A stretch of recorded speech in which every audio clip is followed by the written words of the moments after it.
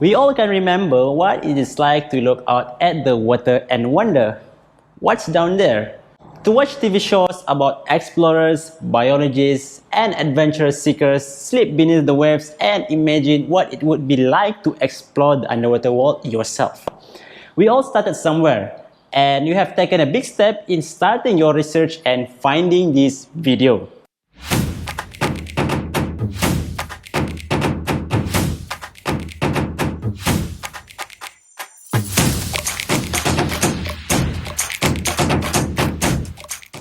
Hi, it's Faza Billah from Qoshki Dive Team, where we help you to discover the ocean of possibilities.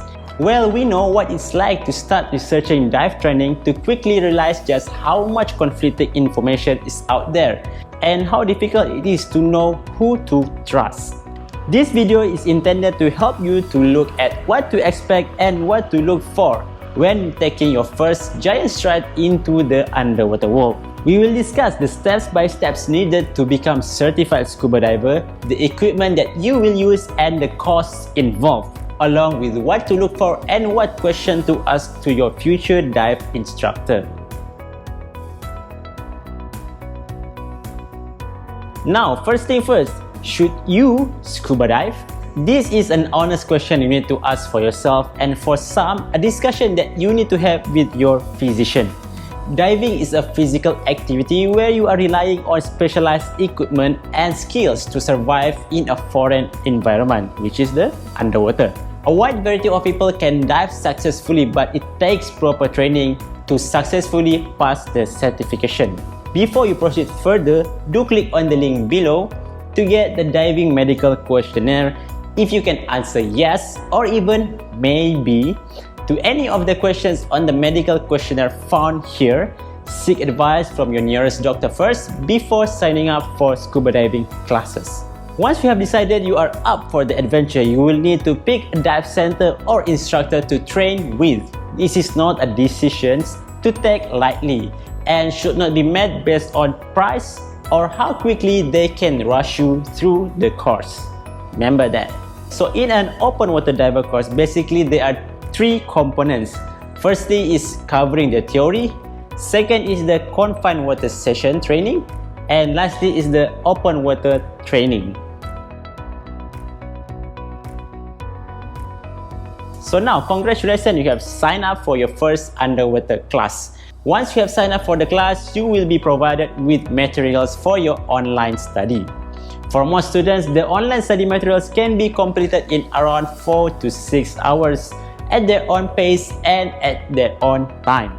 It is important to note that online study is not intended to replace the academic training session with your instructor.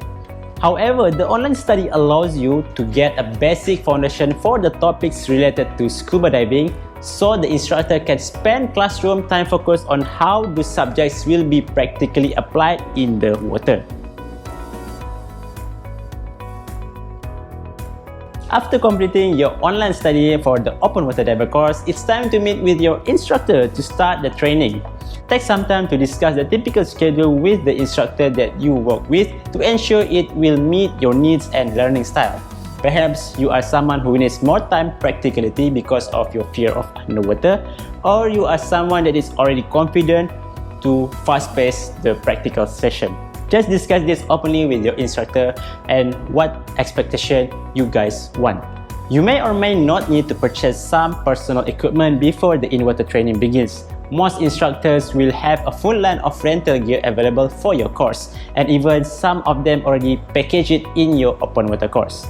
So you don't need to worry about not having equipment for your training. Moving on to your first in-water session will take place in either a pool or confined water site, which is a pool-like condition, or sometimes they conducted it at the shore area. This is where you will begin to familiarize yourself with the equipment and start getting comfortable breathing underwater.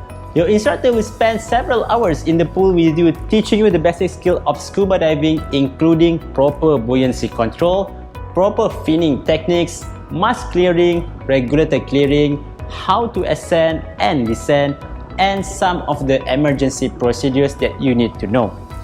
The confined water is where all skills should be practiced until they are second nature and can be done comfortably while neutrally buoyant. By the time you head out to the open water, you will no longer be learning any new diving skills, just practically applying what you have learned in the confined water in the real world environment. That is why we call it as an open water training.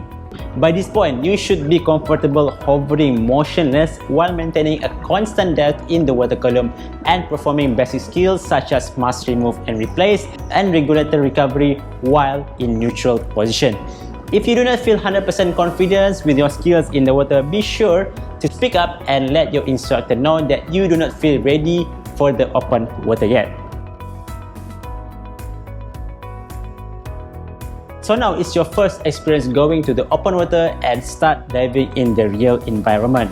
Once you have demonstrated your comfort underwater and mastery of the basic dive skills in the confined water, it's time to go diving. Yay!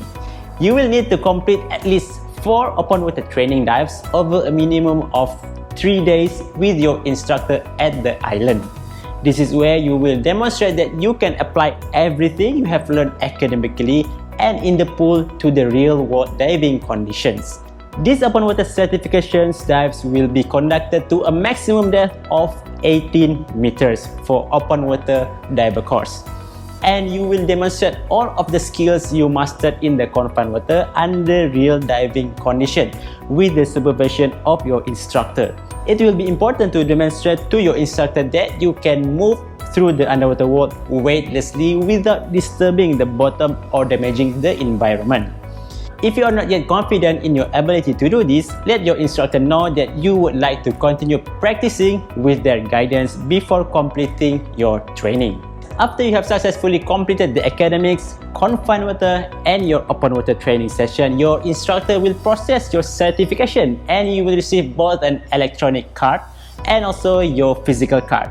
So this marks your day that you are now a certified open water diver. Congratulations!